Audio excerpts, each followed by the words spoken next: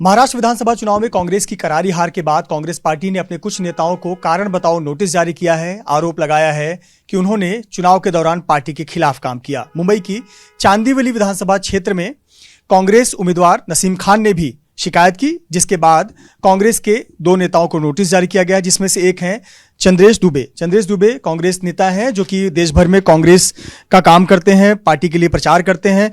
चंद्रेश भाई, आप पर आरोप लगा है, एक कारण बताओ नोटिस जारी किया है। सबसे पहले तो ये बताएं कि क्या आपको नोटिस की कॉपी रिसीव हुई, क्या कहना चाहते हैं? देखिए, ये नोटिस जो हमें समाचार पत्र के माध्यम से कल कई अखबारों में ये नोटिस छपी थी जिसमें हमारा नाम मेंशन था।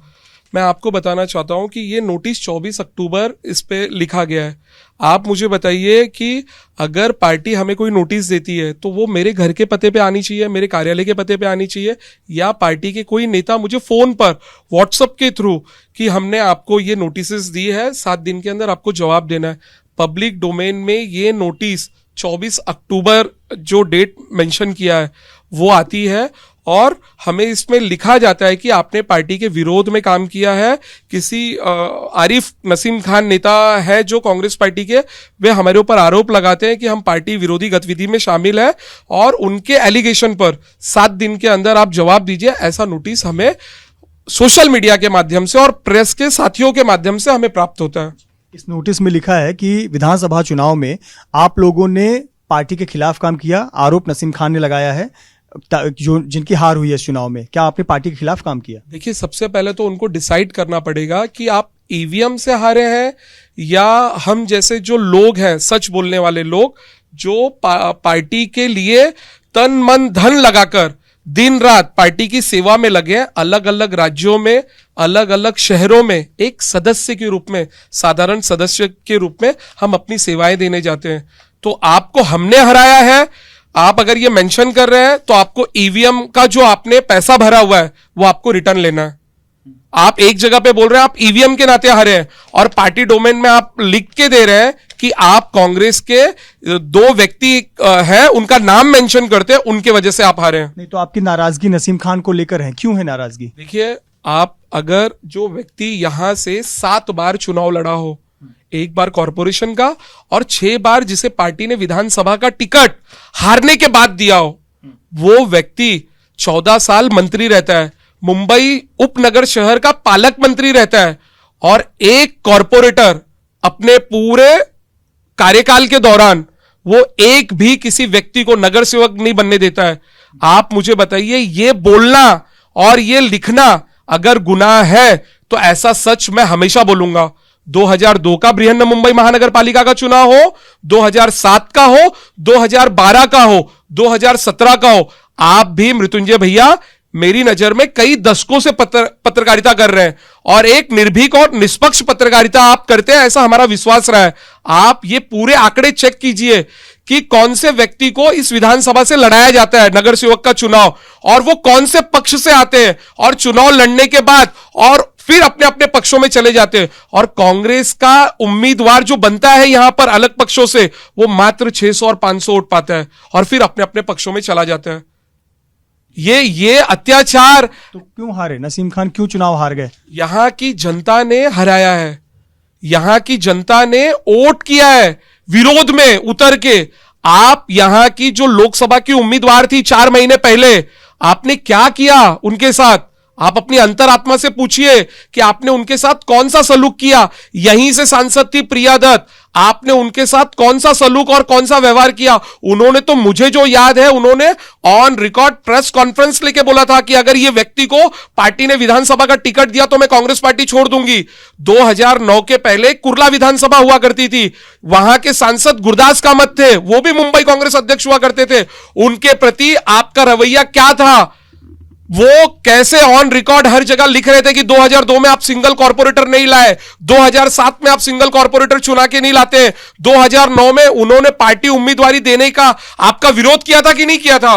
पर वो तो कर रहे हैं कि आप लोगों पर ठिकरा फोड़ा है कि आप लोग ने पार्टी विरोध में काम किया और ईवीएम की वजह से हारे। देखिए, ईवीएम पर आसान है, आप अपनी सच्चाई को छुपाने के लिए आप ईवीएम पर, कांग्रेस के नेताओं पर, हम जैसे नेताओं पर आप आरोप लगा रहे जिनकी कई पीढ़ियां कांग्रेस के लिए मेरे दादाजी, मेरे पिताजी, मेरे स्वर्गीय चाचा, जो राजू जी ने कोऑर्डिनेटर्स चुने थे, जिसमें आज किशोरी लाल जी सांसद हैं, उसमें मेरे स्वर्गीय चाचा कोऑर्डिनेटर राजू जी ने जो 150 लोगों की जो टीम चुनी थी पूरे देश में कांग्रेस का काम करने के लिए, उसमें मेरे चाचा थे।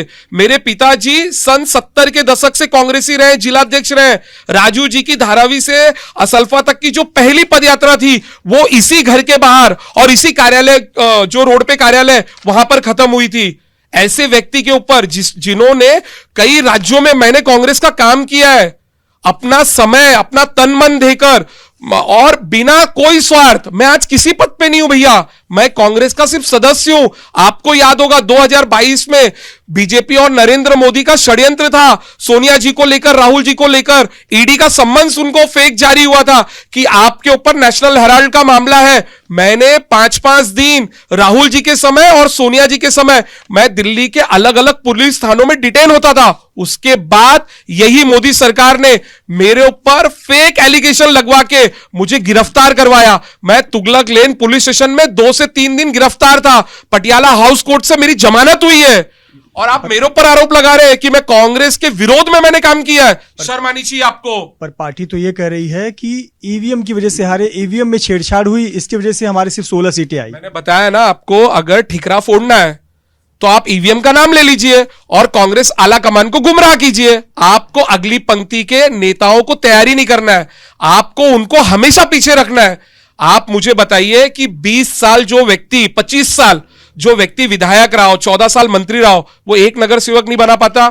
इतने बड़े बड़े नेता उसके विरोध में रहते, उसको कभी कारण बताओ नोटिस जारी होती है? ऐसी कोई नोटिस। ये तो हमारे लिए बहुत बड़ा सर्टिफिकेट है भैया, मैं आज आपको बोल रहा हूं ऑन रिकॉर्ड, क्योंकि हम राहुल गांधी के सिपाही है। उन्होंने सिखाया है, डरो मत, सच बोलो, लड़ो, अपनी हक की लड़ाई लड़ो और संगठन को बढ़ाओ। हम अपनी बातें रखेंगे राहुल भैया के पास में कि ये सिला मिलता है हमें सच्चाई बोलने का, कार्य करने का। और ईवीएम पे ठिकरा फोड़ रहे हैं असलम शेख जी, इसी मुंबई उपनगर शहर से जीत के आए हुए हैं। टाउन से अमीन पटेल जी जीत के आए हुए हैं। और हमारा दोस्त स्वर्गीय बाबा सिद्दीकी जी के जो सुपुत्र हैं, वे आज कांग्रेस पार्टी छोड़ के अजित पवार जी के एनसीपी गुट में गए। वहां से वरुण सरदेसाई जी कैसे जीत के आते हैं? अगर ईवीएम सेट है तो ये सब व्यक्ति कैसे जीतते हैं? कांग्रेस के महाराष्ट्र के नाना पटोले जी अध्यक्ष हैं, वे कैसे जीतते हैं?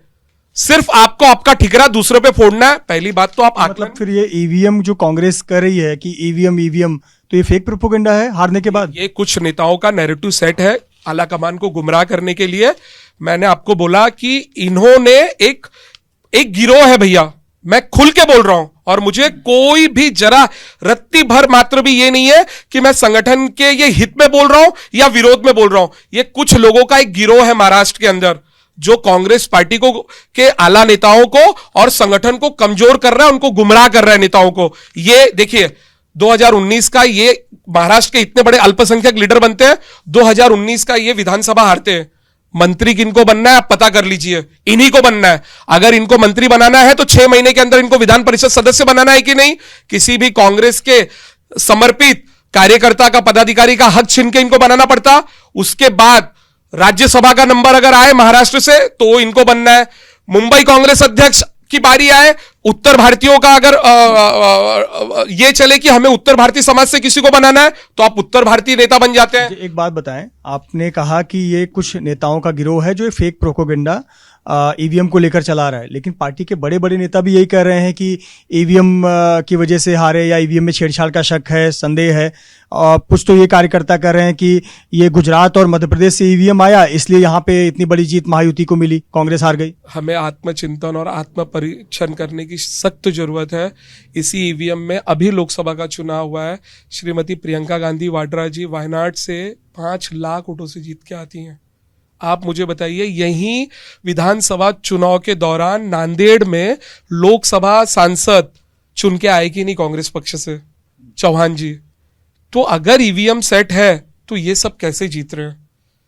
कांग्रेस के बड़े लीडर नरेंद्र मोदी जी को तो एक एक सांसद, मतलब उनके नजर में एक एक सांसद बहुत उनके लिए ये है, तो कैसे लोकसभा सीट उपचुनाव में हम जीत के आते हैं? महाराष्ट्र से ही जीत के आते हैं हम। वो कांग्रेस के कुछ नेता तो ये कर रहे हैं कि वो थोड़ी बहुत सीटें जिता देते हैं ताकि लोगों को शक ना हो कि ईवीएम में गड़बड़ है। ऐसे नेता का मुझे लगता है कि पब्लिक डोमेन से कोई वास्ता नहीं है। ये एसी में बंद एसी के कमरों में 5 स्टार होटल्स में बैठ के जो मीटिंग्स लेते हैं ना, वैसे नेताओं का ये वक्तव्य है। और मैं उस नेता को मानता हूं कि जो कन्याकुमारी से कश्मीर तक और भारत जोड़ो न्याय यात्रा जो दूसरी यात्रा होती है ना, कई हजार किलोमीटर पैदल, वो एक संत है। सच बोलने वाला एक अगर कोई संत है वो मेरे नेता राहुल गांधी है।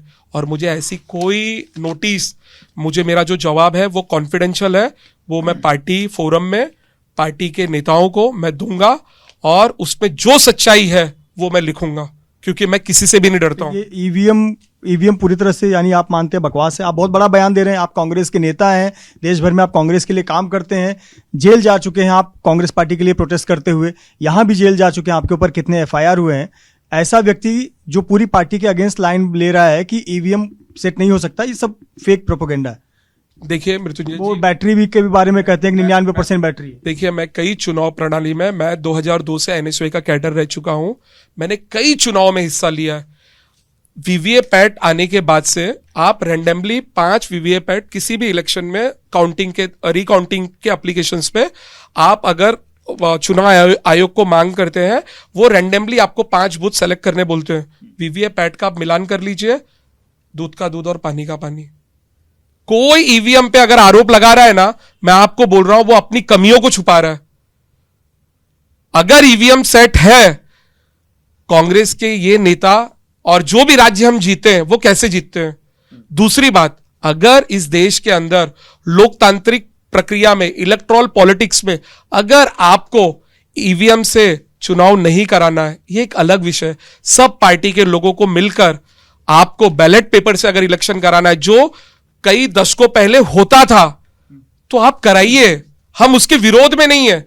लेकिन अपनी कमियों को छुपाने के लिए हम ठिकरा दूसरों पे फोड़े, ईवीएम पे फोड़े, ये न्याय संगत बात नहीं है, ऐसा मुझे लगता है। बहुत बहुत धन्यवाद हमसे बात करने के लिए। चंद्रेश दुबे, कांग्रेस नेता, जिनका कहना है कि कहीं ना कहीं आत्ममंथन, आत्मपरीक्षण करने की आवश्यकता है। ईवीएम पर ठिकरा फोड़ना यह कहीं ना कहीं अपनी कमियों को छुपाने वाली बात है। और रही बात उनको जो कारण बताओ नोटिस जारी किया है, इसका जवाब वो पार्टी के अंदरूनी बैठक में जारी करेंगे और वहां अपना पक्ष रखेंगे। कैमरामैन गजानन बालापुरकर के साथ Mrityunjay Singh, ABP news, Mumbai. For exclusive and insightful videos, subscribe to our new channel ABP Live Premium.